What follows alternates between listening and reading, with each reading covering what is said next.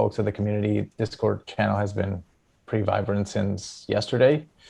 And the Madhouse, or the Madhouse 5, I don't know how to read that, asked us why the name Crystal instead of something more closely related to Ruby. So maybe Brian, who was at the early days, can share some insight on that. Sure. Well, there are some articles already there about the history of Crystal. The first language, the first name was Joy, but then was renamed quickly to Crystal. And I think there was a little brainstorming of the name. And for us, Crystal, like a Ruby is kind of crystal, right? Like, unless the English language is playing me a trick with Spanish. So for us, a crystal and Ruby, a Ruby is a kind of a crystal. So for us, it's kind of related. But also there were some plays with the extension that we end up choosing, like CR. It's like C as in C, R as in Ruby. So all the names being .cr is like it has that in the name. Yeah, I don't remember other choices of the name, but I'm pretty happy with the Crystal. Although it sometimes is harder to Google, or at least it was harder in the early days. Then I think we kind of like win some kind of battle with Crystal reports or other sort of things named crystals there, like programming Crystal. It's something like if Google knows you, like, okay, you want the language, not how to do stuff with actual crystals.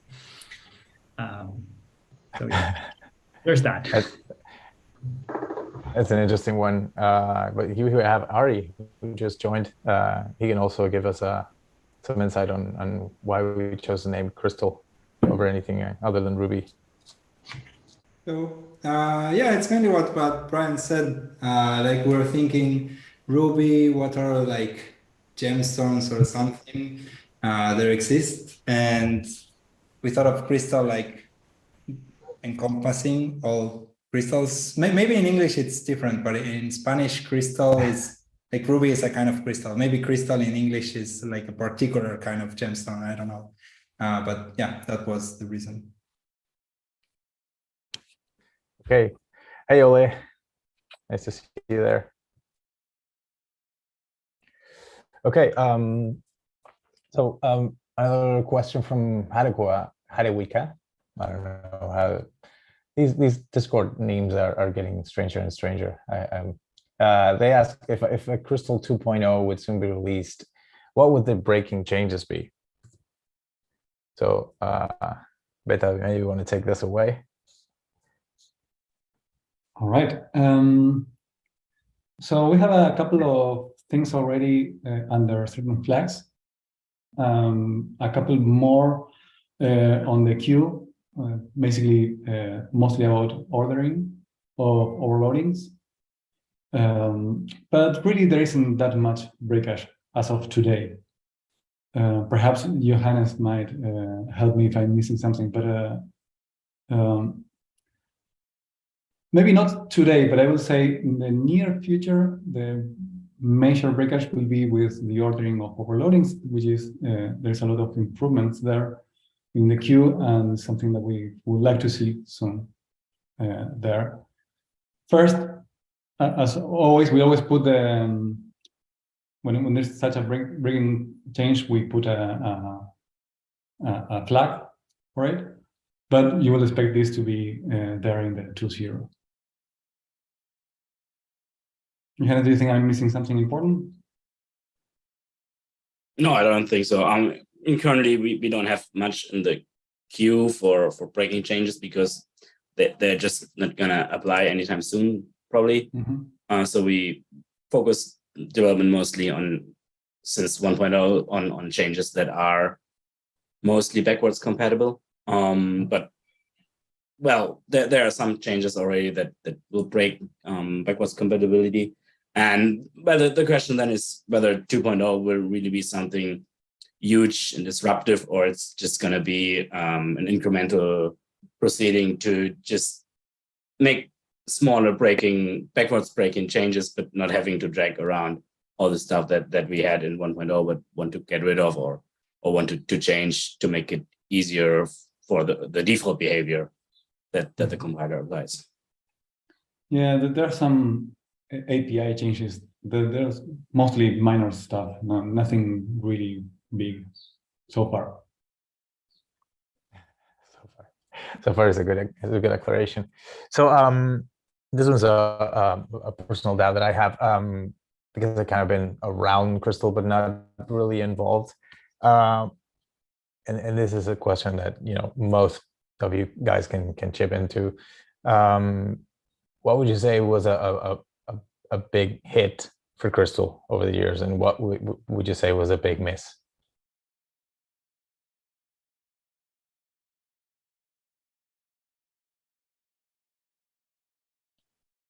No one's going to take that one.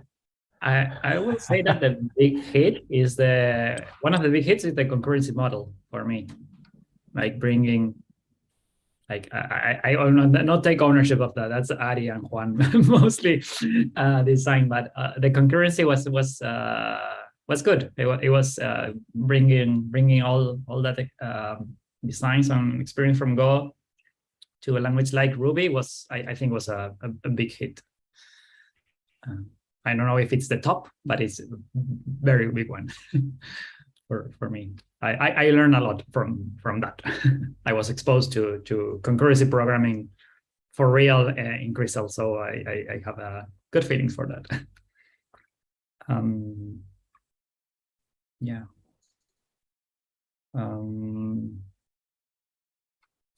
And I don't know if it's a miss, but something that made me doubt, it's like it is very, very expressive, and sometimes that has make us move slower than we will have wanted. Or like there are a lot of features that maybe they could have come later, but it's hard because having those earlier were make the language more shiny for developers. So it's hard. Like if we will have like evolved very slowly from start, maybe we won't have cut so much expectations from the public.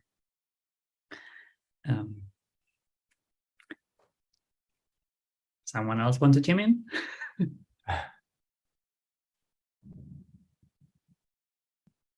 We have a lot of quiet faces.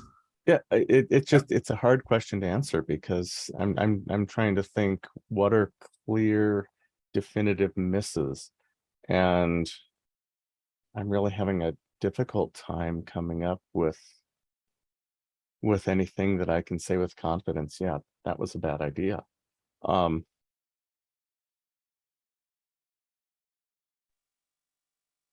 It's actually a surprisingly hard question.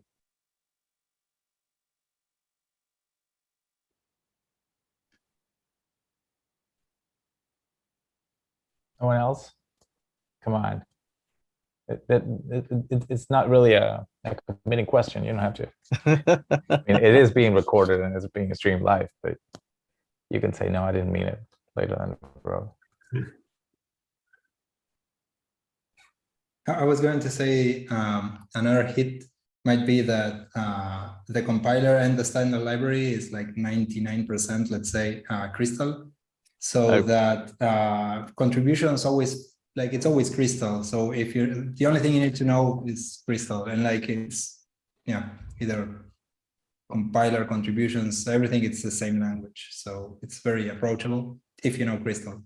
Yeah, I was thinking about that one just as you started to talk, that yeah, one of the hits for me personally has been exactly that if I am curious why something that works the way it does or how it works, the code's right there and it's all in Crystal. So, I can just go find it, I can learn, and then I know. And if I disagree, it's relatively easy to create a PR and suggest something else as well. And that's, I think, a definite hit. You limit your audience who can contribute to the core a little bit more if they have to know a different language than the language, than the language. Yeah, you know what I mean.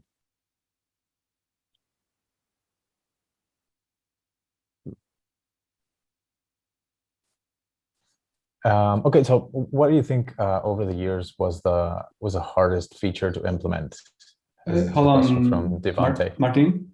Yeah. Martin, there is a Nico waiting. Oh, welcome, Nico.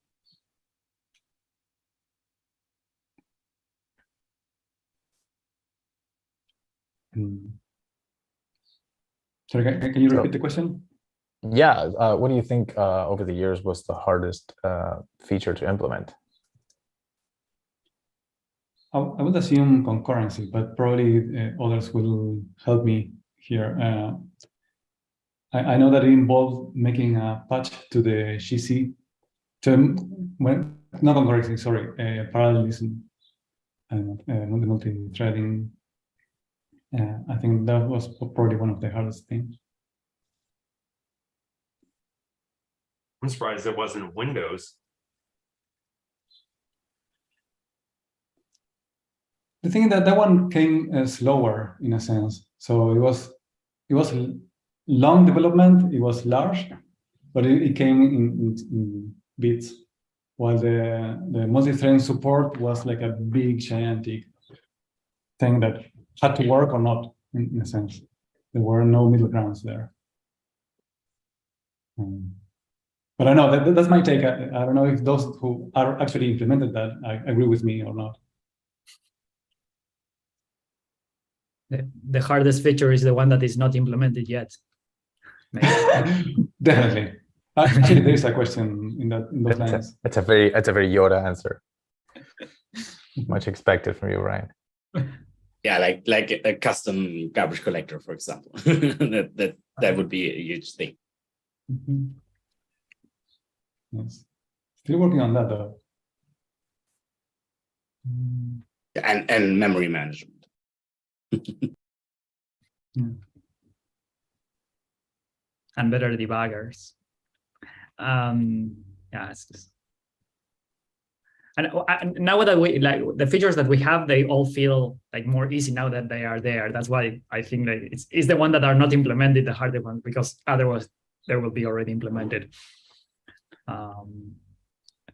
But okay, so along those lines, C64 asks, what is your favorite thing that was implemented in Crystal, or that you've implemented in Crystal? So maybe that can bring a sideways answer to that.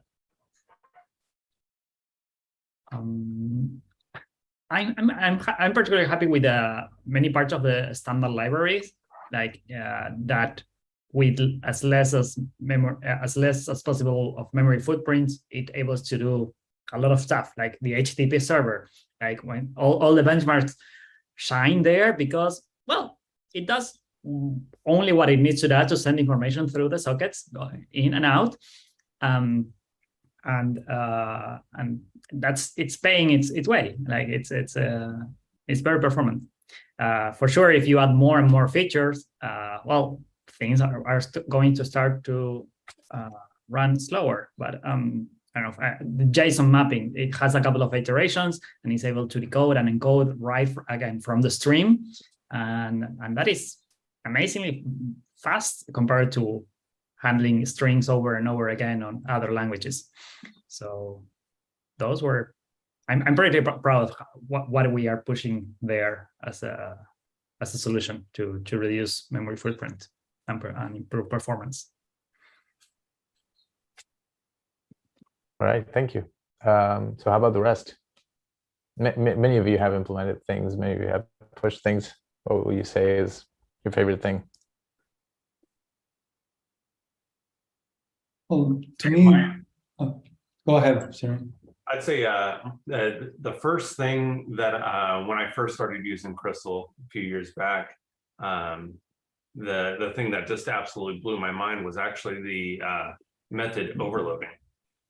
Now I'm more familiar with a lot of the dynamic languages, so I didn't really have experience with compiled languages.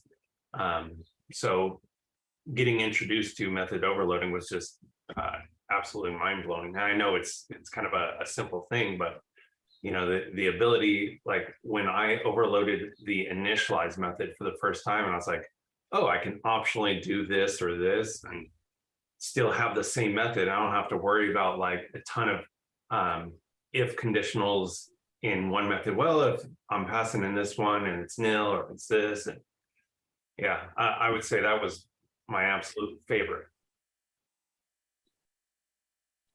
Yes. To me, I haven't implemented it, so I cannot take credit for that. But the inference in Crystal is really nice, and it's something that the other day I was showing to my students. Hey, you know, the compiler itself, you can read it because it's in Crystal. And one of the students said, "Wait, but you said that it was typed." I said, "Yes, it is a typed language, but where are the types?"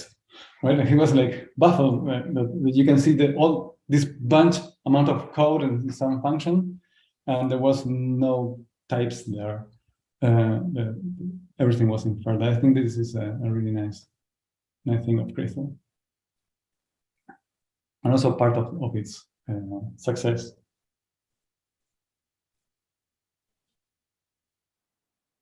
Anyone else?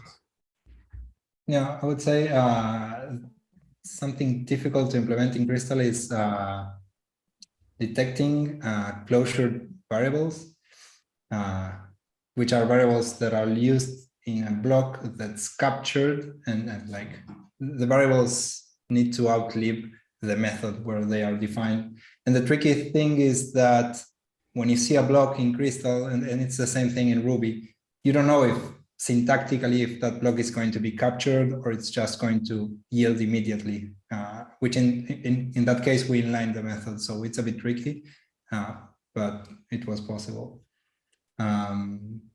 or we did it, and it's a bit of cheating, but a nice thing that it was nice to implement in Crystal was the interpreter, because it's relatively fast, and you think like maybe there's this thought that to implement an interpreter, maybe you need to do it in C because it's fast. But Crystal proves that you can do it in Crystal, and like the essence of the interpreter is the interpreter loop, and that has to be like super efficient. And Crystal allows to generate the same code that you would get with C or any other low-level languages for that part. So it's nice. And you also get like a higher level, like all the interpreter instructions are defined with macros, and that makes it super readable. But at the same time, you can generate efficient code. So it's easier to maintain, but still perform. I would say that the macro language itself is one of those things in Crystal that is phenomenally powerful, and it can absolutely be abused. I mean, some of the stuff I've written definitely falls into that category of abusing it, but that's part of the beauty of it, is that even though it's not Crystal, it's like its own language. It's still in that same, everything works pretty much the way you'd expect if you know Crystal, and it makes it incredibly accessible to do a lot of things that are very surprising if you're coming to the language and you're thinking compiled, statically typed, oh, there's things you can't do, and then lo and behold, macros let you do them. And I think that's one of the big strong points of the language that really expands its capabilities.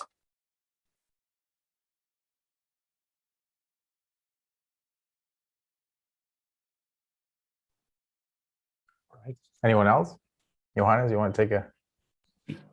Okay. One of the first parts, or like bigger components that I contributed to Crystal was the update to the time class or start, which previously didn't have like really support for time zones, and that I took care of that, and that was like really the first major thing I contributed to Crystal. So that's kind of thing that probably I'm most proud of. And afterwards, I did probably do some bigger stuff also, but it's the first one that's really gives you the most joy in achieving something.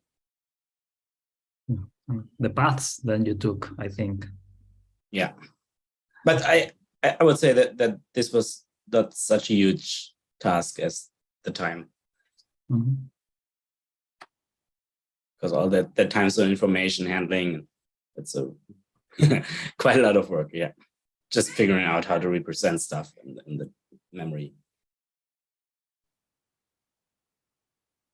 Okay, so Genius AK asks, what types of applications do you see Crystal ideally being used in? And this is like a futurist approach from all of you. Like, what do you think the ideal field for Crystal?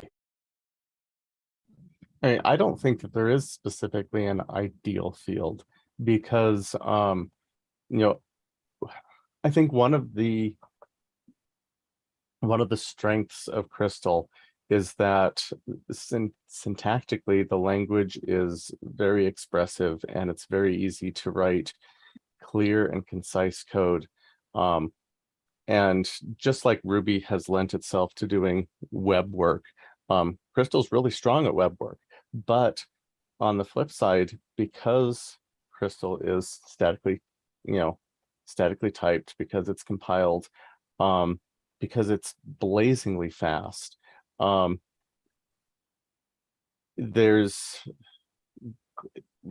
limitations are not significant. I mean, there's a wide open array of applications that you can build with Crystal, where Crystal will be a perfectly good language for that task.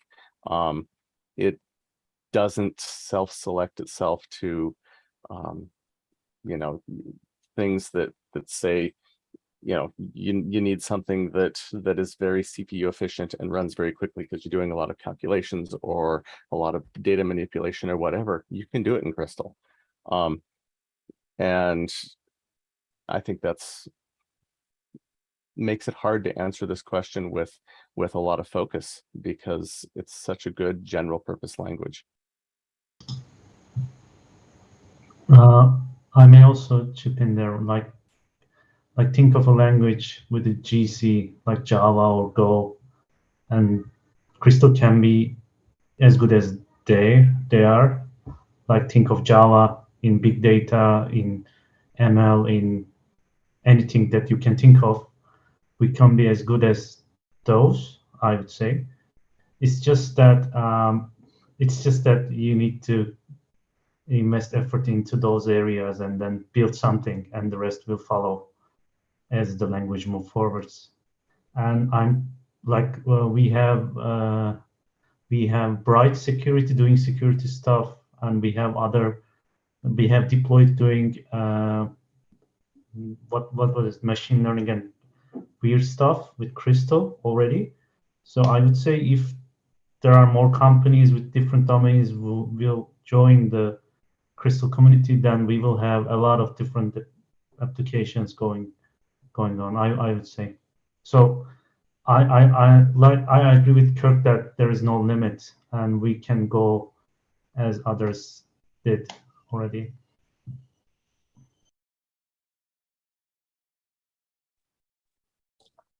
I'd like to add to that because of the way, in a sense, the language it is statically typed, but at the same time has this dynamic feeling to it. That it's natural to think that all of those things that are now being applied with dynamic languages, like ML, for instance, or this kind of stuff, could be an easy target for Crystal. And so, for instance, I know researchers who are using Python to crunch some numbers, and in order to get some efficiency, they compile to C, and they have to tweak things, but like do a lot of manual tweaking just to get good performance. And in Crystal, you can have that performance without doing any tweaking. So it's natural to say, hey, stop using Python. I mean, just move to Crystal. Of course, the thing that we are missing is all the libraries that the Python community has, which is one of the widest widest world libraries that you have. So you need to pave the way by having libraries to tackle these issues. But yeah, this is going to take time, of course. May I just add one more thing? Like, if you take a look at Elixir right now, they are jumping into ML and other stuff, and they're also 10 years old like us. But like Beta said, it takes time. But once the community is there, you can build any library you want as the demand grows.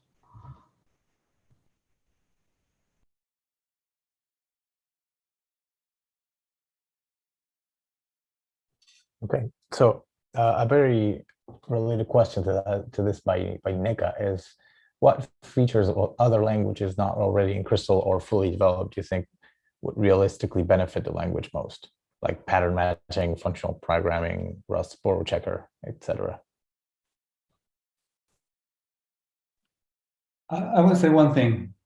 I don't want to take too much of the mic, but not the Rust borrow checker. Why? One of the things that is nice of Crystal is that it isn't a hard language to learn. More so if you are familiar with Ruby, but even if you're not familiar with Ruby, it is a relatively simple language to learn. And the borrow checker of Rust is one of it's at the same time one of the most appealing things, but also one of the most fighting ones. I think I wouldn't want to see that in Crystal because of the fear factor. And if you're going to have that, you have to be as good as Rust in it. Rust guides you by the hand to say, hey, no, you're doing this thing wrong in this particular line, and the way to fix it is to add this in this particular line, right? It's very carefully engineered. And in order to get there, you need to do a lot of work. And I don't think we want that, because it will take just too much time or be extremely frightening. So that's all I have to say about that. I will pass the mic to someone else.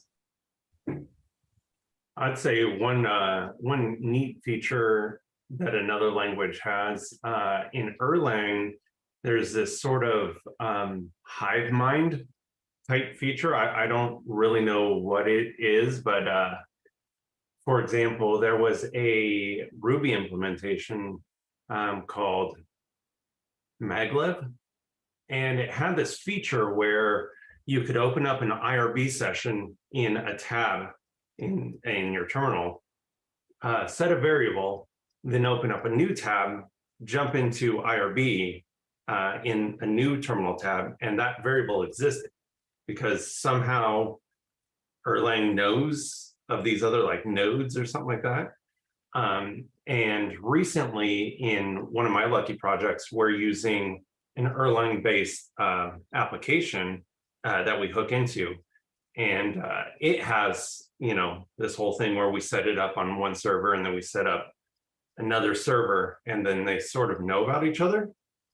I think if we had that feature, in Crystal, that'd be just mind-blowing, that you could say, oh, hey, just start spinning up these separate instances or these separate servers, and they just kind of talk to each other. If one dies, then it knows to promote those other ones.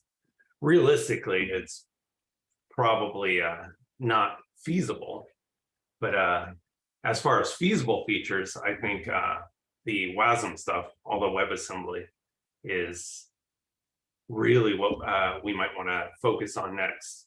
It's already been started. There's already code out there that's kind of working, whatever. So I think that being a focus would really benefit the language.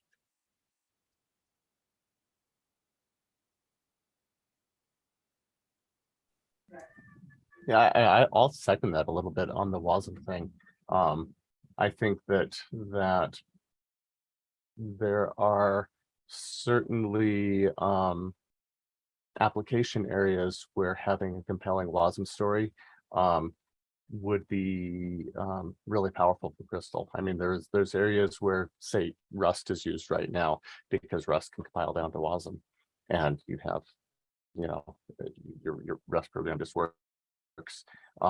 And if we can do the same stuff that's being done with Rust, compiling down to WASM that we could do in Crystal, it opens up some interesting possibilities.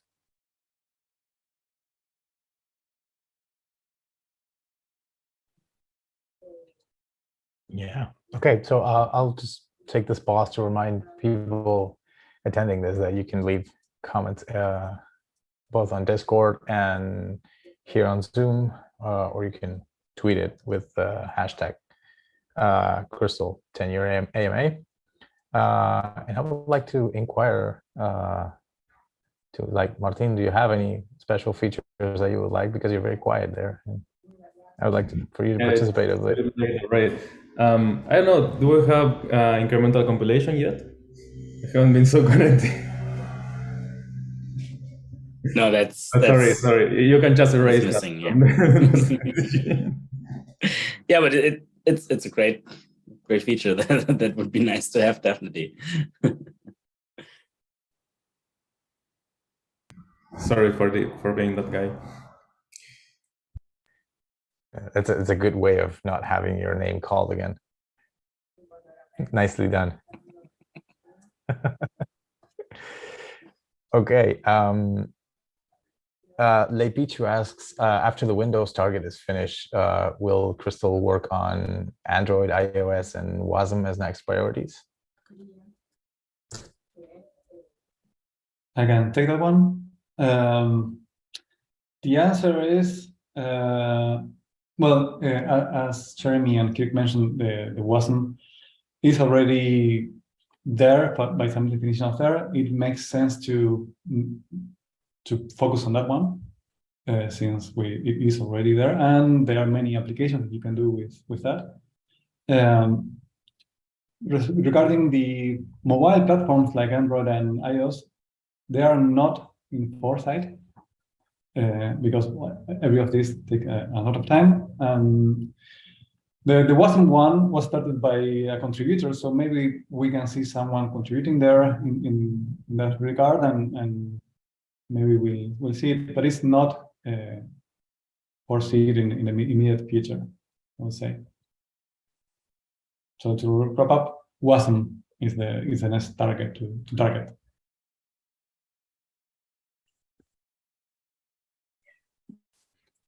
All right. Nitro asks, what is the direction the language is going to take, since there are a lot of interesting proposals in the forum or GitHub issues from years ago?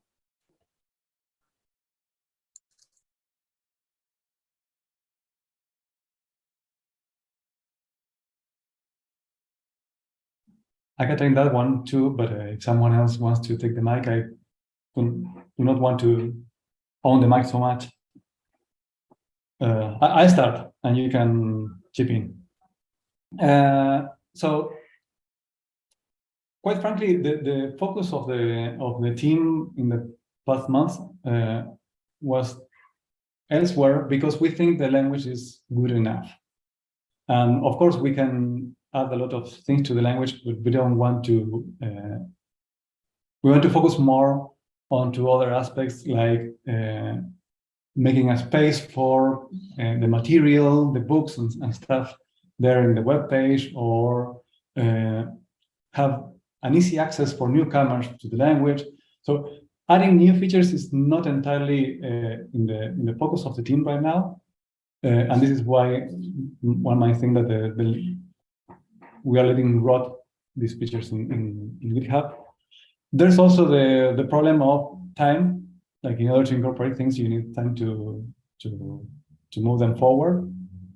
And at some point recently, we started working on trying to bring back old PRs, but we didn't have enough time to do it.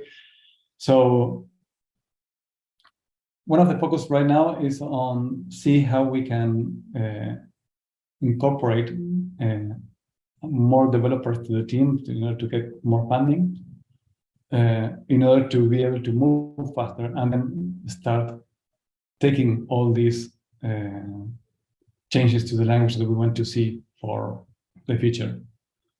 but it's not on the focus of this particular month, I would say.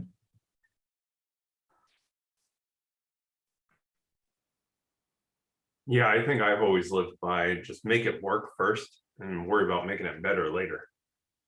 You know, it doesn't need to be the prettiest or the fastest right out of the gate for any features or anything like that. I think as you know, as developers, we usually tend to be very critical of our own code. Code is like art or whatever.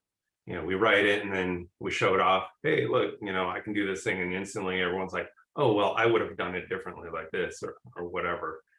And then if we get into that cycle and we get into our own heads, it makes it a lot harder to just start rolling out features. It's better to just, hey, let's just launch something, you know, regardless of whatever it is or however it works or whatever. Then we can come back and start iterating over it and changing it out and whatever. So to me, it's much more important to get the Windows platform, for instance, fully supported than having more features to the language, because that will make the language more accessible to more people. And right now is the moment of getting more people in. There's also the thing of languages, like when they evolve, you see that they keep piling features after feature because they're developers, they grow with the language too, and they want to see more features in the language. It's a natural thing to have. But at the same time, having more features means that your language is more complicated, in a sense, for newcomers to jump in, because there are more things to learn. So you have to balance this carefully and do not over add features, because then when someone's jumping in the language will be like scared with so many stuff. I'm not saying keeping the language simple, of course, but to balance this with time. More features means more bugs. Yeah. So and more syntax to learn, in a sense, right? and more things to learn. So in that sense, what would you say are some of the major challenges that the development of the language is facing? And this would, of course, be a question for people on the team, but also for people who are not on the team, and how you see it from the outside. So feel free to jump.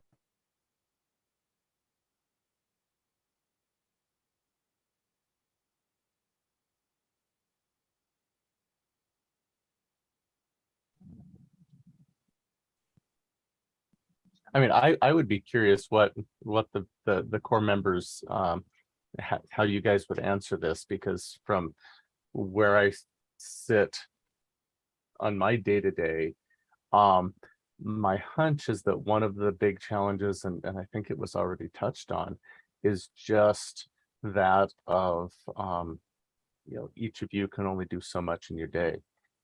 And there's a lot of work to be done. There's a lot of things that are on the roadmap that people want to do, but you can only, you know, make so many decisions, poke so many keys, write so many lines of code, test so many lines of code in a day. And so the people power available to implement all the things that you want to get done seems to be one of the big limiting factors. Yeah, I feel like that's exactly what it is. I mean, especially in the libraries outside of the actual language itself. You know, for example, with Lucky, development's definitely slowed down a lot, because we've seen that a lot fewer people are using the framework or just using Crystal. You know, so it's kind of a sort of catch-22 where people want to use it, but things are missing, you know, but we need people to use it in order to get those things in. So it's kind of this sort of cycle, you know. People say, well, I want to use Lucky, but it's not 1.0 release yet. And I say, well, I need people to use it so I know what's broken, so I know what I can get into 1.0 to make it a 1.0. So it's, I think with the language itself, you know, we're kind of seeing a lot of that, where people say, well, you know, I want to use Crystal, but you know, I'm waiting for Windows. It's like, okay, well, you know, if you don't use it, then we don't know what's missing, what's broken for us to get into it. Because maybe the Windows, you know, like the current Windows set, maybe it's enough for what you need it to do. You know, but unless you use it, then we don't know that.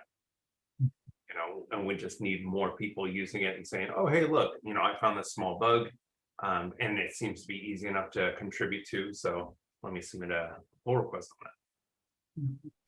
on that. A similar story happens, like if we focus on the language or in the main libraries. At the beginning, it's easy to agree because either there is nothing built and like the initial direction is easy to be set, and there is a lot of energy on that initial direction. But then as things evolve and ideas start branching, like maybe some people want to use the language in a certain way and others in another way, and that don't fit together, or just interests differ. Like, for example, when we create the database library, it was a library that will help everybody to have a common denominator there. But then, well, at the start, you choose Postgres or MySQL, and it's hard to get effort in MySQL if everybody use Postgres or the other way around. So it's that split requires a bigger community. So you have like a substantial amount of energy to invest and to decide where to go. But as soon as you add more people, you might diverge more in the ideas. I think this also happening in some of the language features itself. Like we knew from the beginning we want something like Ruby, but compile and performance. But then we had some discussion in the early days regarding how import should work.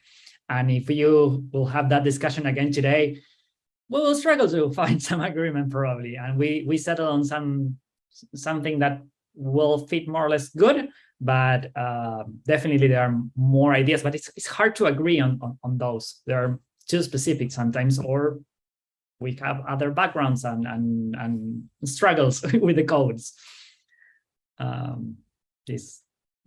I was thinking about this on the what other features the language you might have, and I was like, no, but that is my choice. It's not something I think will benefit the whole language itself. Like side effects tracking, it's like, I don't know, like not everybody cares about that.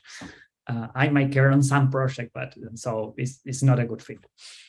But yeah, sorry, ramble.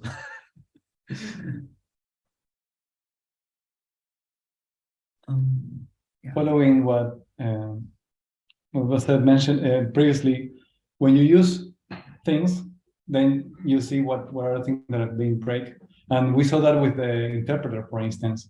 The interpreter was merged in 1.4, I think, 1.3.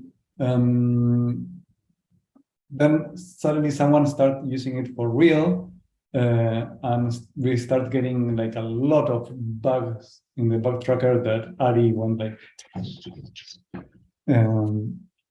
So the basic idea is you need people to use the stuff. Otherwise, it is just sitting there, but not without much improvement. Yeah. That reminds me of something we did also good, I think, with the playground.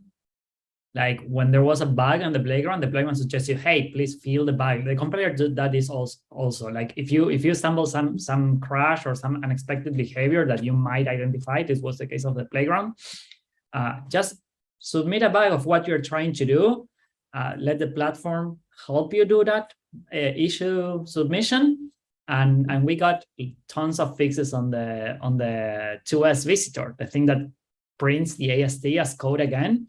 A lot of playground bugs was because of things we were missing from on that process, and that was a very good thing to have. Like that's almost not self-reporting, but prompting the user to report the bugs.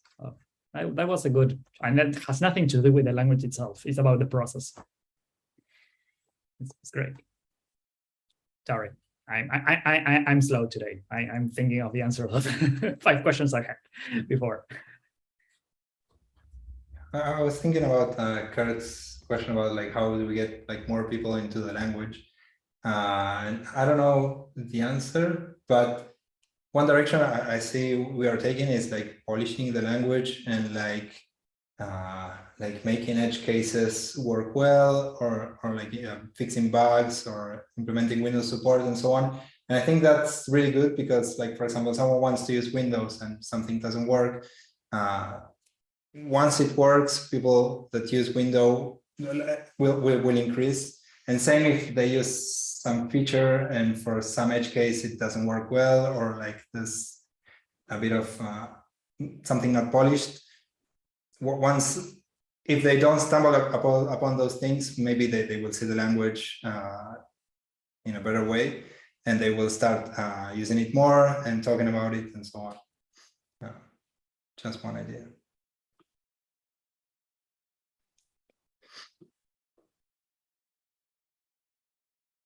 All right. Refi64 says, if you were designing Crystal again and could change anything you wanted without having to worry about backwards compatibility, what would it be? I think it's kind of touches on the what are some of the misses you identify, right? But in an ideal world without consequences.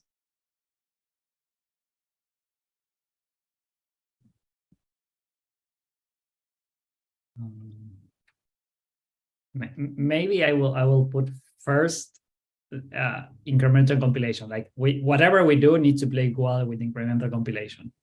Like if we kind of find a solution of that in this world, it just because doing that is like, as it proved, it's harder. But if that will have been the deciding factor of before adding a feature, it will be better, I think.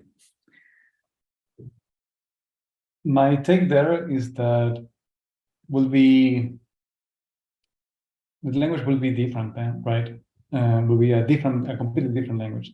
And then it's harder to see if that language will have been interesting in any way regarding existing languages out there. To me, what makes hard the incremental compilation in Crystal is what also makes it interesting in a sense. And I don't know how to reconcile these two, because it's quite easy to see a path of incremental compilation if you remove many of the things that Crystal has today. But then it will be a different language, and maybe we won't have anything substantially new or interesting regarding other languages. I'll leave it there.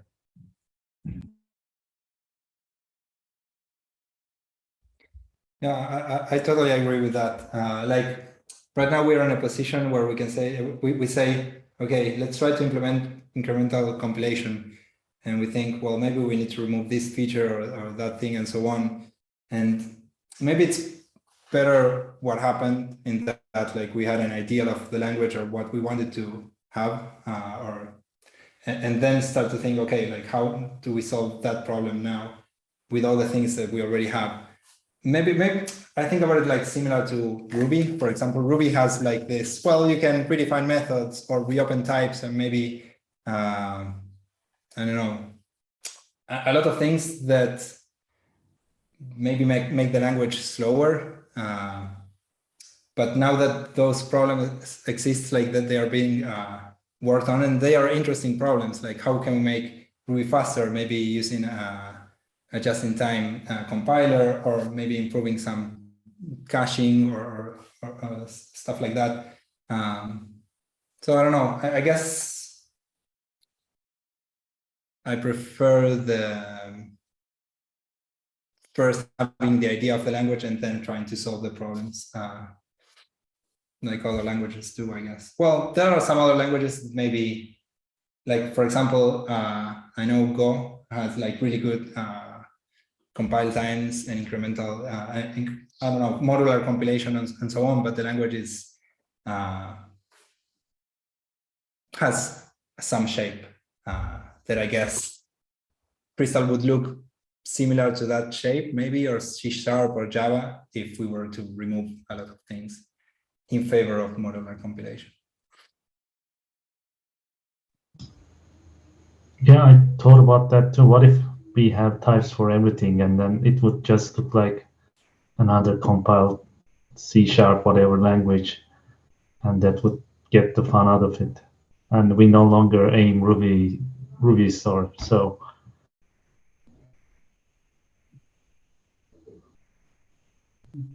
yeah, but maybe there was some also ideas of how the developer experience will have been, like what kind of tools we will have. And I think at the beginning was the idea of not a REPL, but some sort of language server, not as a language server as VS Code, but some sort of live compiler there. And that could be a way of having some sort of incremental compilation for faster iteration. But we took a more common approach, files to files approach, right? I don't know. That was, again, Aris and Juan ideas in the old days, I think.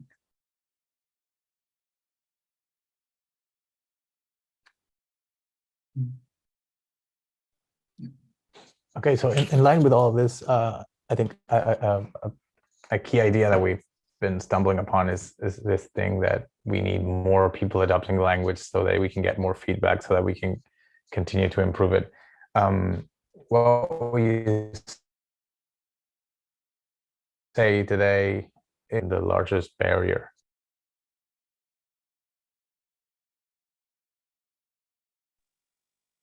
You broke up a little bit there for me. Yeah. Oh, okay. Does anyone remember the question? No, I know. I was saying that we were going around this idea that adoption is the key thing for Crystal to keep growing. So what would you say is the top driver for adoption, and what would you say is the highest barrier for adoption? Sorry, Jeremy, if you want, you can go. Okay, I think the biggest barrier is the marketing and how you would get more people. Like that can be all called evangelism and stuff like that. I've been doing that for a while for Crystal, going to conferences, going to meetups, trying to promote the language and stuff like that. That really happens organically, but it really requires a dedicated effort that you do marketing and you do evangelism all together. And also you have a what is unified language for the like, if you see Crystal as a product, for the product you need to have a unified language, so that you just go there and say that, okay, this is this. You either say fast as C, slick as Ruby, or you say a language for humans or whatever, but you still need to have a dedicated thing that scales well with people, and you just go and market that stuff as much as possible. But that's all related to your budget and to your dedicated people doing that, I would say. And yeah, just my 2 cents. Yeah, that's a good segue to remind people that we are looking to onboard a Crystal community manager to help us do just that.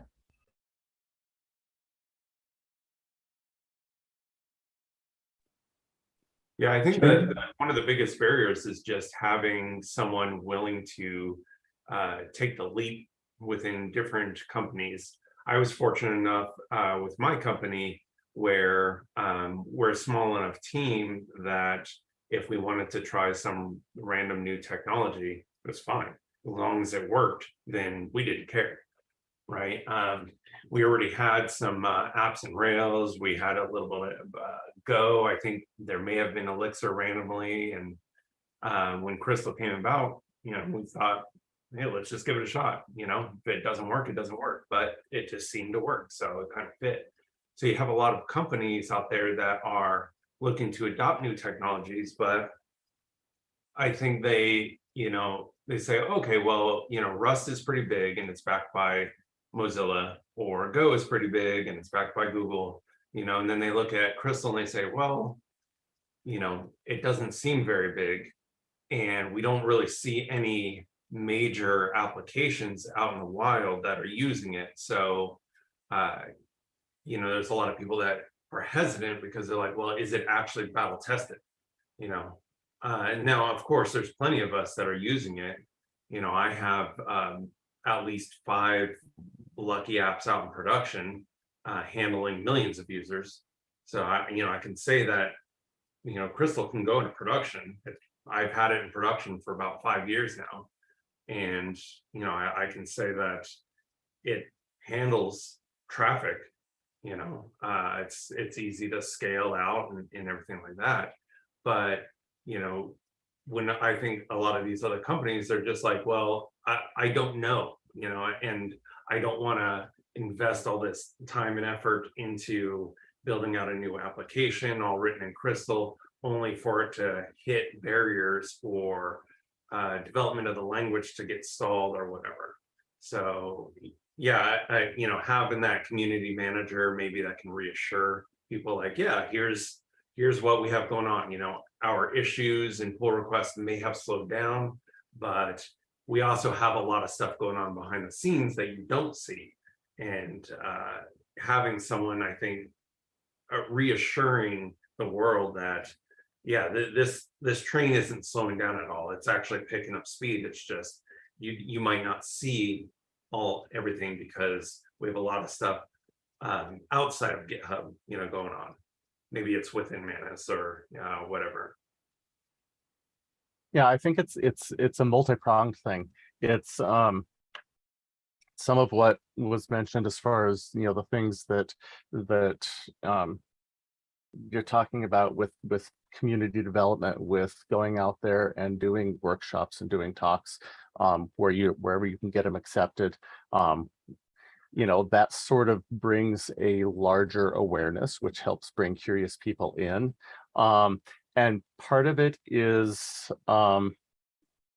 having that appearance of stability and of support from when you're looking at it from a corporate view looking down. Part of it too is that for people who are coming in and who are like, I want to do XYZ, and you go to look for what libraries support that.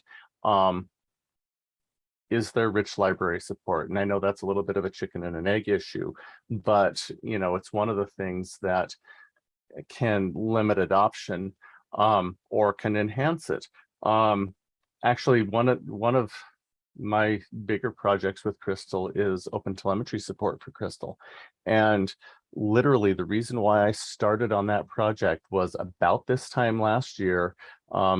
On the Discord channel, I saw a conversation between a couple folks where one person said that the thing that was preventing them from using Crystal in production was the lack of an observability solution.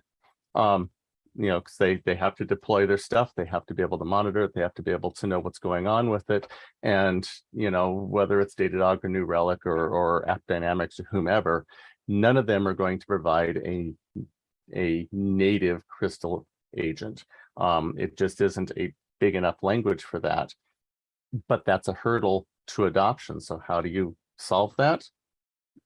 You go provide the library some other way. And so I think while it's a lot of grassroots efforts and it's a lot of sort of scattered efforts, increasing the amount of time that people are willing to volunteer to run a workshop or run a meetup or do a talk and introduce Crystal, or you just say, oh, this library, I would like to use this library and it doesn't exist. Maybe I'll take a little bit of time and create that. All of those things will come together and help build this critical mass and keep this train moving forward and growing.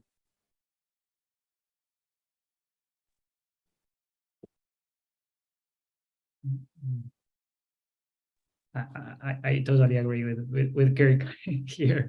Is I think kind of giving another answer to the question, Martin, is about something very good that happens in the Crystal community is that the people there kind of like to solve things from the very ground, and they are able to go up and down in the ladder of abstraction of how things work, whether it's type inference algorithm, time zone parsing, debugging information part in the binary. Like we go very down because that's why we are doing something bare metal. Like we need to have that.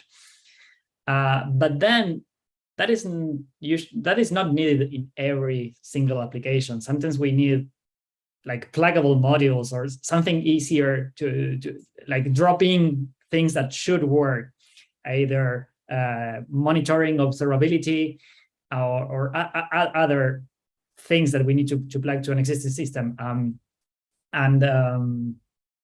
Sometimes those might not feel like, if you need to build it from scratch, they might be interesting, but just like you want to use them, you don't care about how they work internally.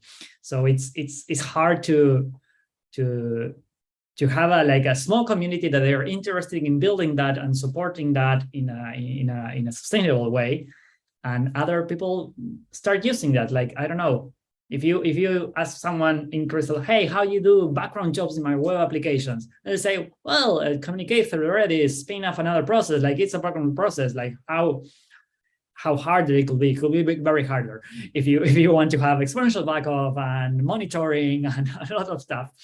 But those kind of solutions kind of not there. There's not like, I think maybe I'm missing some newest development, but it's like, it's easier to be done in the small scale, but on the having something that is bulletproof or had been battle tested is harder to find, and for that we need like finding the others that are enthusiastic in that particular problem, and to build that, like what Sidekiq did for Ruby for background processes. Like they build a business around that, like not only code, they build a business, and I haven't seen that so much here in Crystalland, I think.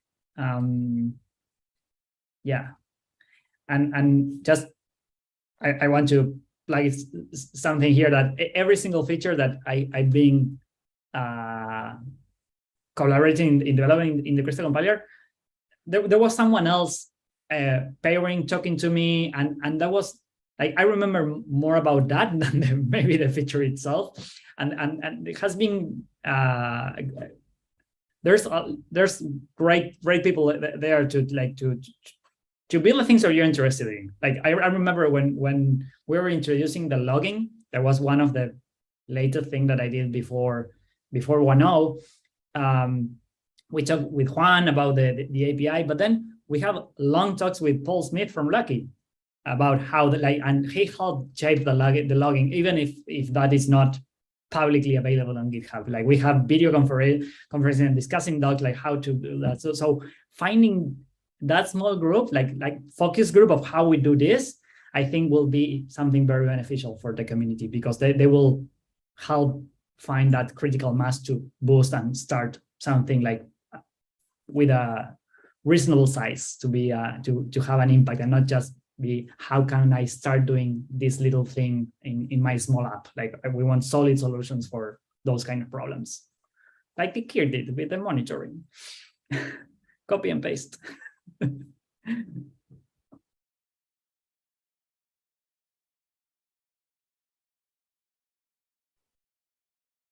do we have anything else? Or we move on to another question. Carl Herberg is asking are you guys happy with libevent, and what are your thoughts on Uring?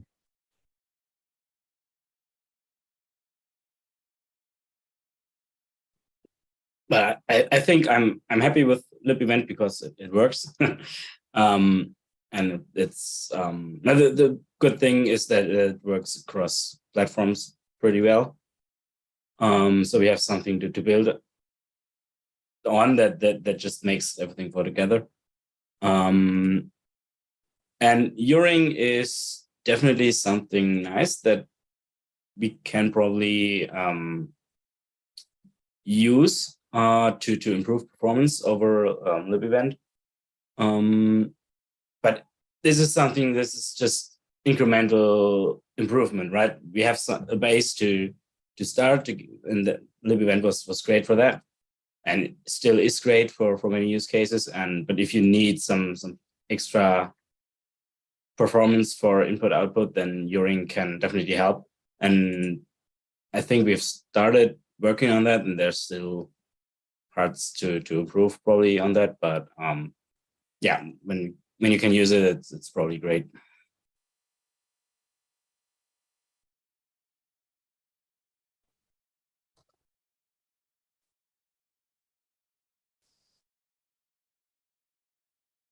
Okay. Are there any official plans to support the language server protocol for Crystal? Not yet, I'd say, or at least not in. Yeah, let's say just not yet. But this is an important topic. I agree that being able to have better IDE support for Crystal is important. Now, one of the things, in a sense, most of the analysis that the compiler does that is used by the language server protocol takes some time. Improving the time of the compiler to do that, which is something that Ari was working on lately on improving the efficiency of the compiler itself, is a great way to start. In order to make sure that the IDE will not take too much time in order to process any input that you need. So I said that the focus is first on having a fast compiler. There are many things attached to that. One is what Ari is doing, but there are other things to look into. Like, for instance, we realized that just different people are reporting different times, and we want to know what is happening there. What are the things that are making that in some machine it's working so much faster than some other machine? So there are many things to inspect in making the compiler faster first before going into improving the tools for, like, the language server protocol.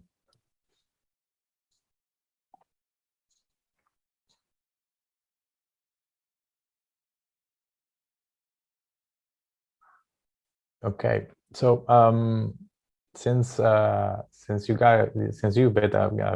to the team, you implemented this idea of one release every 3 months. How much of an impact do you and all of us here see that had on the evolution of the language?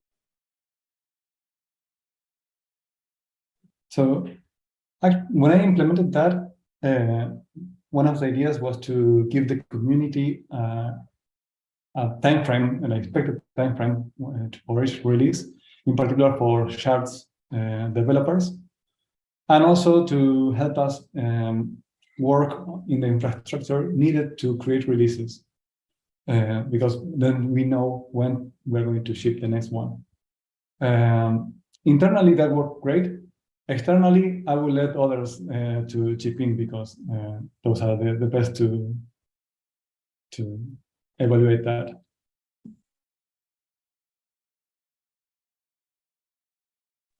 I think for me, it's interesting because at first, starting out, especially pre Crystal 1.0, I noticed it was really easy that as soon as the release came out, I had all my apps upgraded to the latest version of Crystal and everything like that. As soon as we started seeing these 3-month releases, I noticed I started getting further behind. For example, just moving up to 1.4 when 1.6 is right around the corner, and stuff like that. So it was it's kind of interesting, because it's like the language feels like it's moving a lot faster now. So it's not necessarily a bad thing, falling behind, but on the same token, it's like the adoption rate, I guess, becomes a little bit harder on the newer versions.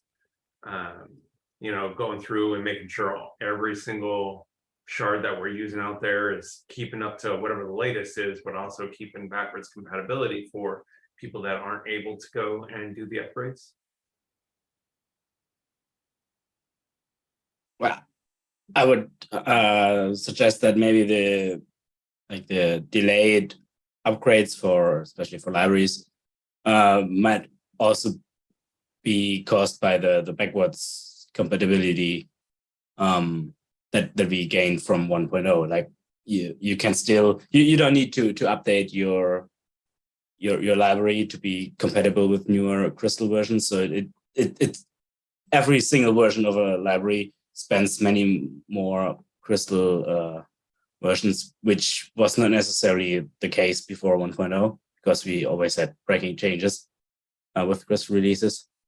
So it's people are not that much encouraged maybe to update, even though it's technically easier because nothing should break. But it's just like you said, the thing of just doing it that takes maybe some time, or that gets people to delay it because they don't need it. But I think that the release cycle just gives more predictability, and well, there's a new release coming, and you can take the next one maybe. Yeah, I'm really loving the release cycle, especially since I can already predict what is it, October 6th or something like that is going to be the 1.6. So for me, all the shards that I manage, it's easier for me to shoot for that goal. Like, okay, well, around that time frame is when I want to start doing my next release. But yeah, we had a issue where, for example, like Amoeba, I think when Amoeba hit 1.0, they dropped support for Crystal below 1.4. So you had to have 1.4. For all of the lucky shards, we include Amoeba by default, just so that way we can say, hey, if this linting passes, then everything's good.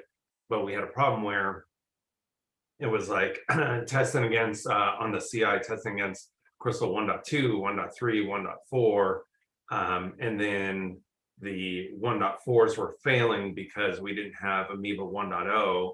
And then as soon as we updated to that, then the 1.2 and 1.3 crystals were failing. So we're like, okay, well, now we're in this weird, which one do we do? So we just said, all right, well, as for lucky, 1.4 is the minimum now. We're sort of forced to do that just to make sure that all of the CIs were green and we weren't worrying about like, well, did we miss something? I'm not great at setting up CI stuff, so maybe there was a way around it, but I don't know. I took the easy route and just said that 1.4 is minimum. Yeah, and a parallel development besides the 3-month release schedule was also lots of standardization on the processes around the release.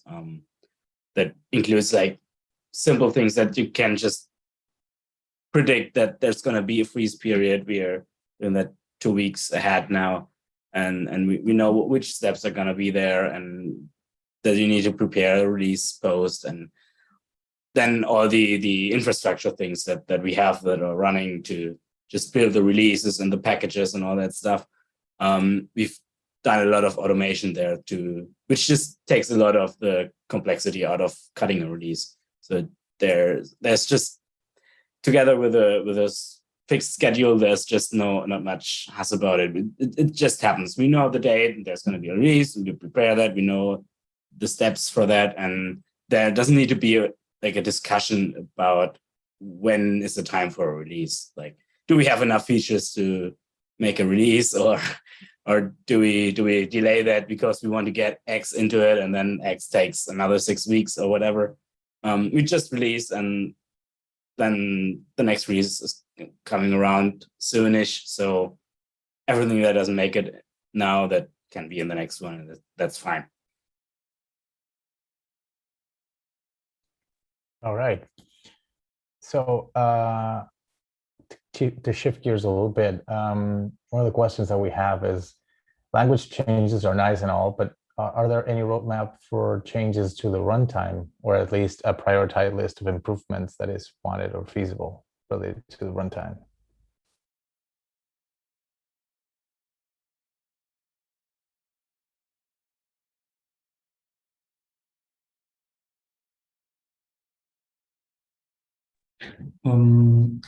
So I wonder what is the runtime here meaning? What kind of expected changes will there be there?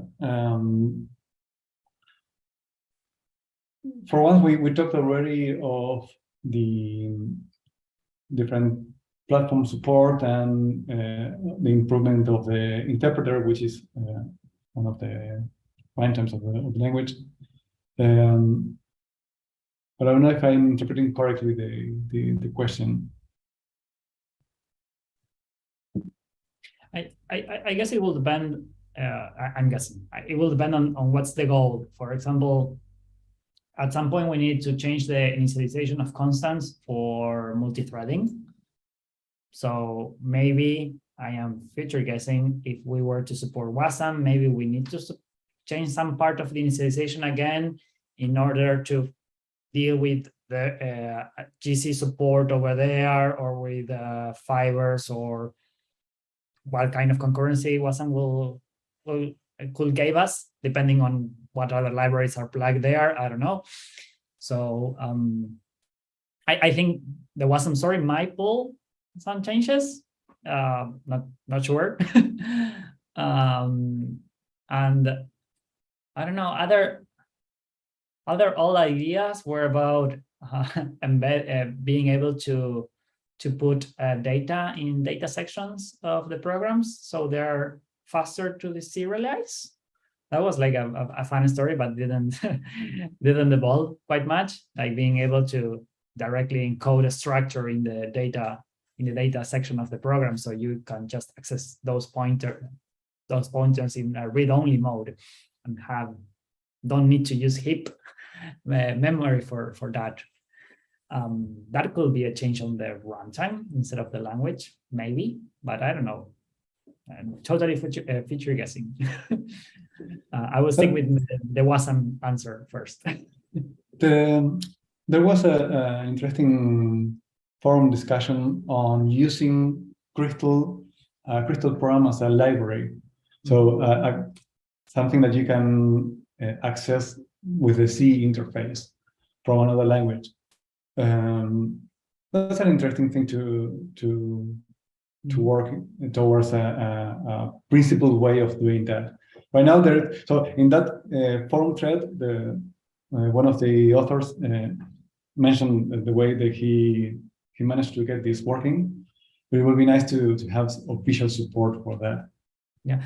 I think around the time we did a change on how the constants were initialized, we complicated a little bit that story because we didn't have it as a first-class citizen. So maybe simplifying how the runtime as itself is initialized and having some clear API for that might be beneficial for that stories and others. Right now, there is no API of the runtime itself. The compiler emits whatever it needs. Maybe there are some changes to be done there and make something more publicly. So the integration using Crystal as a library could have some, I don't know, better support. But all the things that were said on that thread are still true, like how you deal with multiple instances of that, or multiple GCs on the same library. Like are you able to exchange information between those? Like there are serious questions there to be answered. Well, one change to the runtime might be switching the garbage collection, which has been discussed before, to go for a garbage collector that's more tailored towards the specific needs of Crystal programs, because the one we're using right now is a pretty generic one, and it's good at that, and it's a great tool to get working, but could maybe be better if you have something that's more tailored specifically or maybe even like some other approaches to garbage collection, like reference counting or whatever. It could be something that might be worth exploring, and that would definitely be a change to the runtime system of Crystal. That's a very good point. And so to continue that story, right now we have this Emacs garbage collector that Julien did. I don't know if he's around. And we got to the point that we can, in Linux, not in MacOS, but in Linux, you can compile the compiler using this garbage collector. And the times that we get with respect to the garbage collector that is shipped with Crystal is the same. So we have already a garbage collector that is built for Crystal, so to say, that for the compiler has the same competitivity as the same performance as the garbage collection that Crystal uses today. That means that we can, from there, just take it forward and make it more efficient. It's still very much work in progress, but it's very promising in this regard. And this ties to the idea of making the compiler faster as one of the keystones to helping many of the other stuff. That actually ties in nicely with another question that came in through YouTube. If you were looking into building a custom GC, and what benefits would we expect compared to the current one?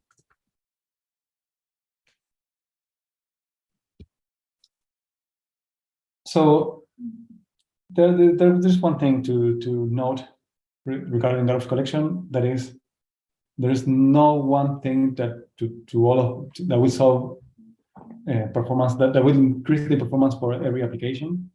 So there's no way to say I have this one garbage collector that will always be faster for everybody. That will not happen. We're not expecting that.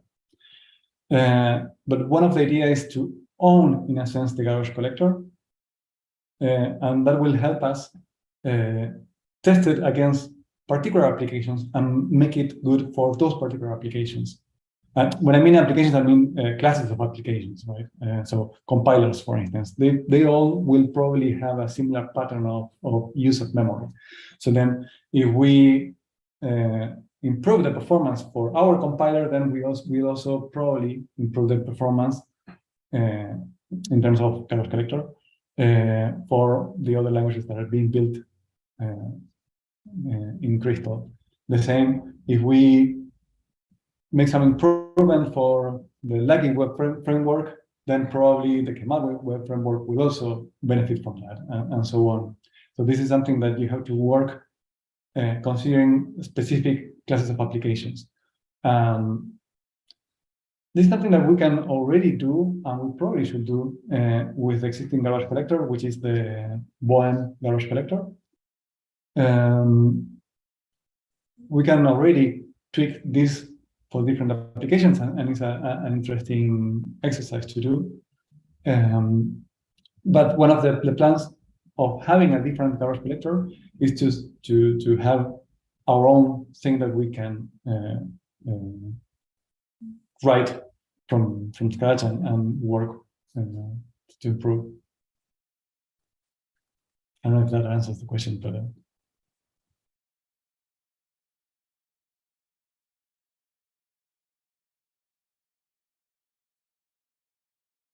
I don't really know, since I'm not versed in these matters. But what I will say is, David asks if right now, how satisfied are you guys with how Crystal ended up being?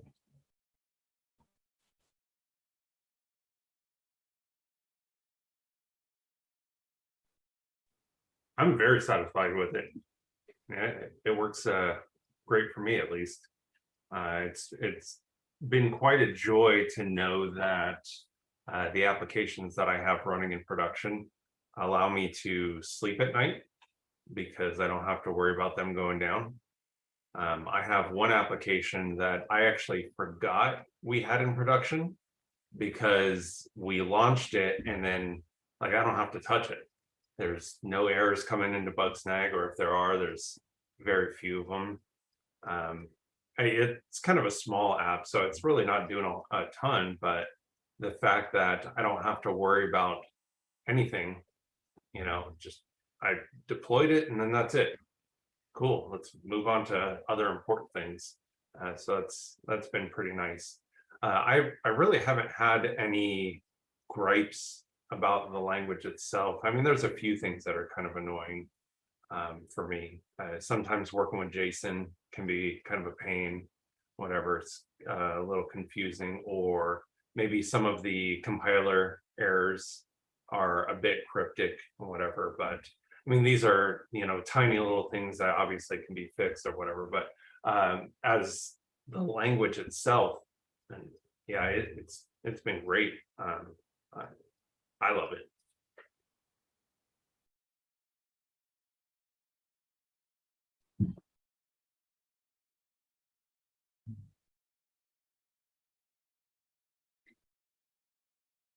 It's still a language I feel more comfortable with writing, even if it's small things for me. So it's like having that sense of comfort is great. Whatever language you pick, but for me, it's still Crystal. And that's a happiness measure, I guess.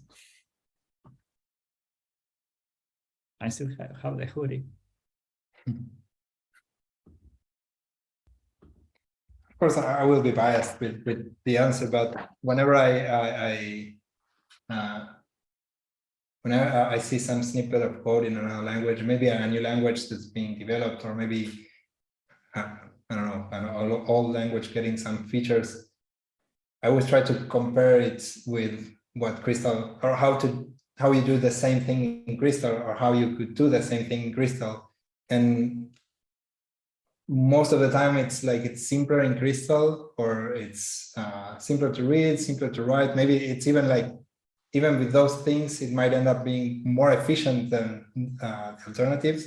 I don't know, that brings me joy, thinking that we did things the right way. Yeah. One of the things I really love of Crystal is that it can come up with a type that is so complex that you cannot express it in Crystal. So sometimes the best type that you can add is no type. So you erase the typing information because there's no type that can mention what that function will return, for instance. There's this one example of the product of arrays. So the Cartesian product, you take n arrays and it will return an array of a tuple containing the elements of each of the arrays, right? You can think of it as a multiplication product. There's no way to mention what that type is going to be. You just can say, I'm going to get n arrays, some arrays, a number of arrays, and that's it. You cannot say what it's going to output, but the compiler will get it typed in a sense. And I think that's amazing, because it's allowed you to say, okay, it will infer things that are more complex that we can even express. In typed languages, when they force you to type the type, to write the type, and then that's a way of limiting yourself. And I think this is a really nice story of Crystal. This ties to one of the previous questions, and why I think it is important that the language works as it is now, because it allows you to do these kind of things that are impossible in a more, let me say, more typed language, or more strictly typed language. I don't know, a language that requires more types to be expressed. And so I think it's really nice.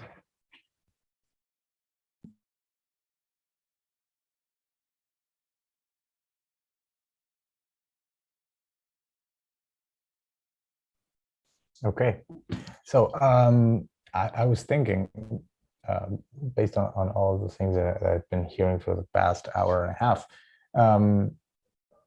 most of the things have to do either with we need more adoption, more developers, or more people in the community. Would you say there's a common thread to all of those, or all of those separate problems?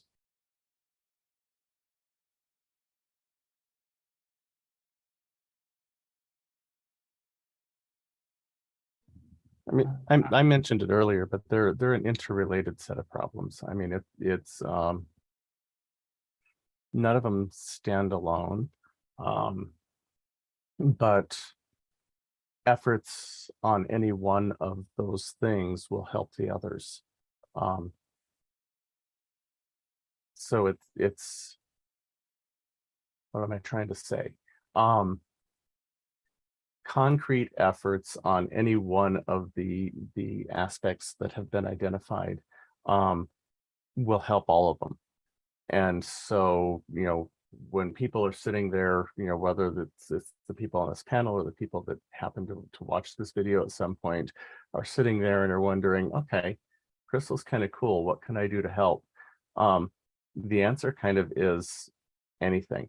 You know, pick whatever it is that appeals to you, that suits your interests, that suits what you want to do, and start there, because anything that you do will help the whole ecosystem eventually.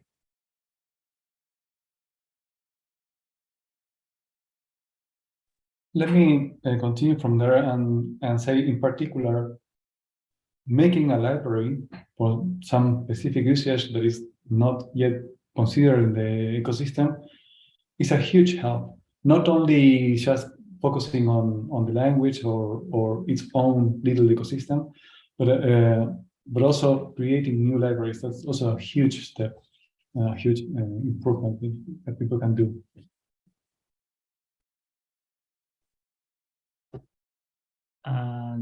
Something that maybe seems simple, but it's easy to complain when something does not work, but to appreciate when things work and why is that reason is harder. It's not common to say, hey, this worked amazing because of this or that. Just like studying why things work, or just being appreciative of all the of the current state of the art might help for people to still be motivated to keep doing stuff on Crystal.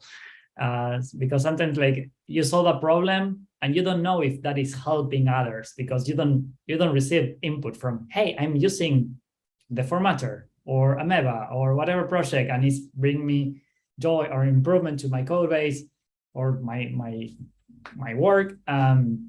You don't get those signals, and having those signals are also important so people can still be motivated and engaged with improving stuff. Because I don't know, when things work, it's like the dust settled and there is no, it seems like no activity.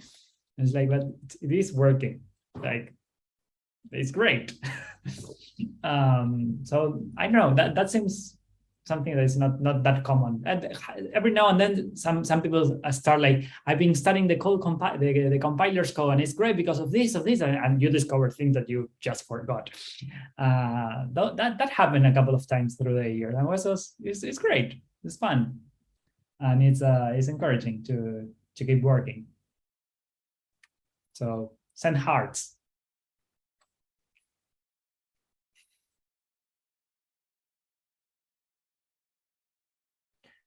Okay, what do you think was what changed the most with the coming of 1.0?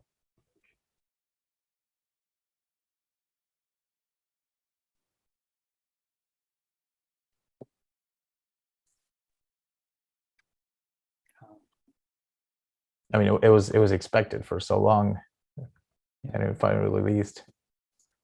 What changed?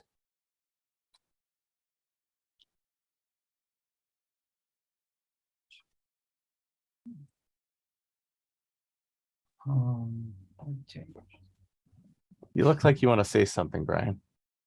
Yeah, I am like remembering all the feelings, like not being not needing to receive an answer of when is 1.0 coming out. Like stopping that question was very a very big hit. it also it was around those time when I also moved away from Mana, so their feelings are a bit mixed there.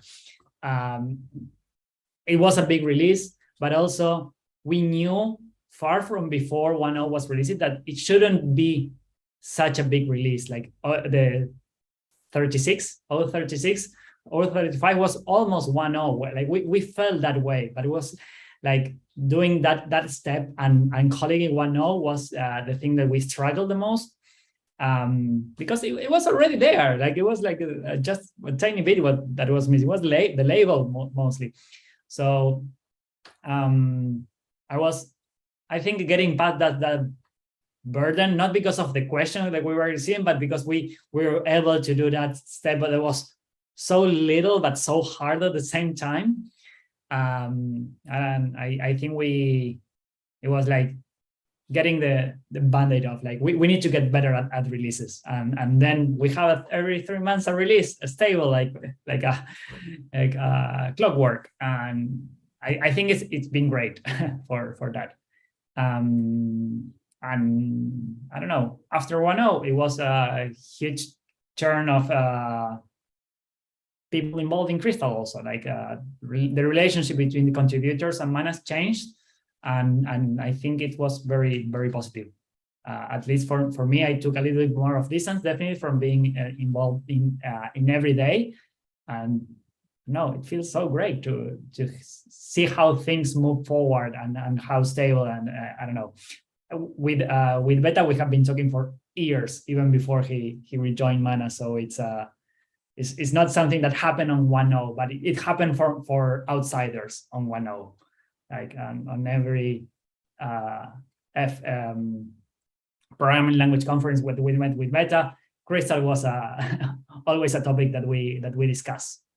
So I don't know, it was making it more public, those things that were happening under the hood for so long, at least for me and Beta, I think. Yeah. For me, in the community, as somebody who would talk to people about Crystal and try to educate people about Crystal, the biggest thing was just, it was a psychological barrier that was crossed. I mean, it was one thing to be able to say, yeah, I know the version is 0.36 or 0.35, but it's really basically production stable. That is different than saying, oh yeah, they passed their 1.0 version, and it's production usable and it's production stable. I mean, sure, we all know that 0.36 and 1.0, not much difference. But from the outside perspective, looking at it and being told about the language and being encouraged to go try the language, there was a big difference. And I think that was one of the most valuable things in deciding that, when you guys made that decision that here's the point and we're just gonna, this is it, this is 1.0, for better or for worse, the features that are here, features that are missing, it doesn't matter, this is 1.0. It was a huge step forward in the community, because I mean, we could be sitting here and we could be like, we're at version 0.48 or whatever now, and have all the features that we have right now, and it would feel totally different to somebody outside the community, to look at version 0.48 versus version 1.5. And so that was just, it moved the whole project forward, the whole language community forward when you did that, even though it was all psychological, none of it was technical.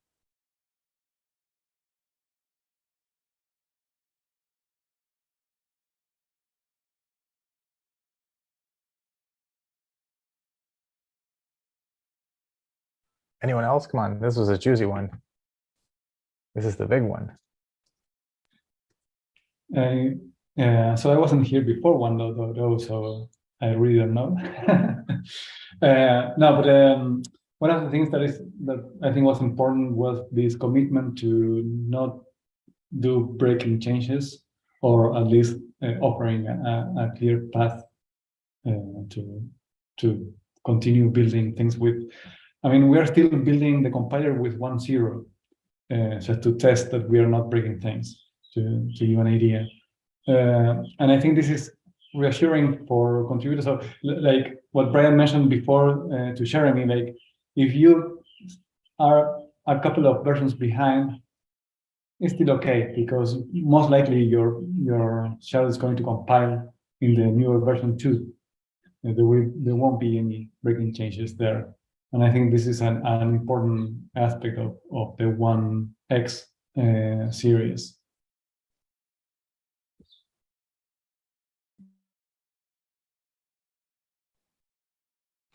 All right. So moving on to pretty much the end, we don't have a bunch more questions without answering or that have been kind of answered one way or another, except for a very particular one that asks pancakes or waffles. And I don't think we need to get into that.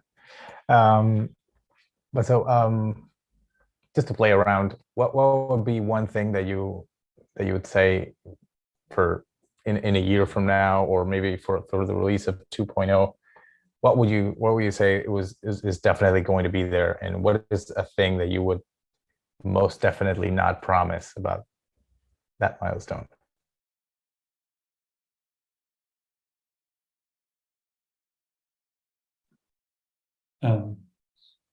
I can take that one, but if someone else wants to chip in, I don't want to own the mic, as I said, so I invite anyone else to mention. I have my own. I will say it, I mentioned this before, actually. An improved overloading, the overloading algorithm should be more clear, more easy to predict the outcome, and this is going to be 2.0 for sure.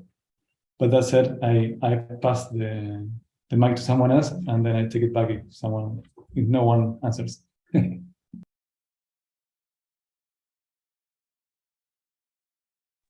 I'll for sure be there on 2.0. Does that count? Yeah, that's great. And in terms of features, I think WASM support is something that I would like to see in future, somewhat soonish.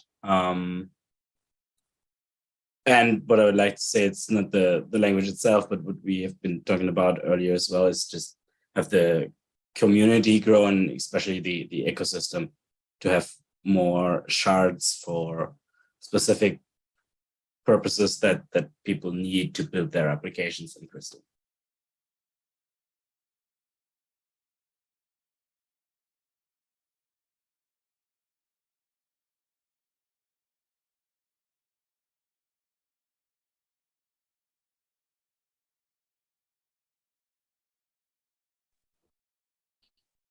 Looks like the microphone is slowly crawling your way, Vita.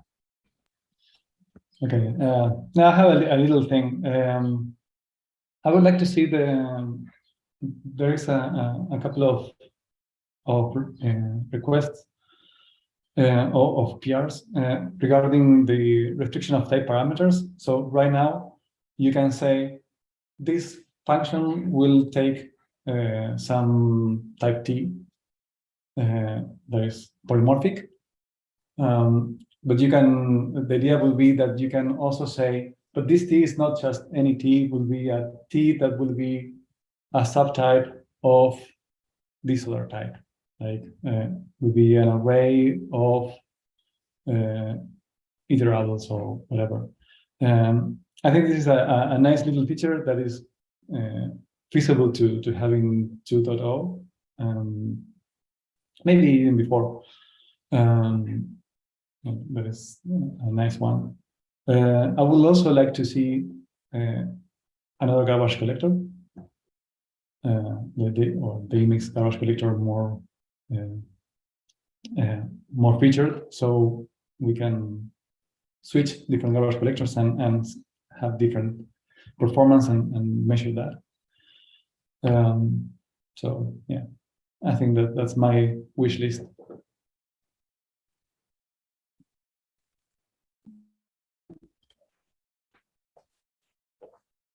Okay.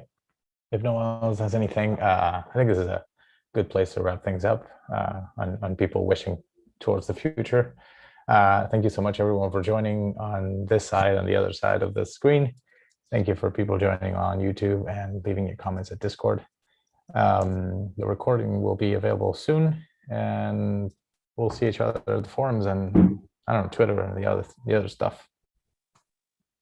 Any last words that you want to say? Take care. Go Crystal! Go Crystal! Go Crystal! Thank you for hosting me. It's been great. Yeah, this has been great. Thank you. See you around. Martin.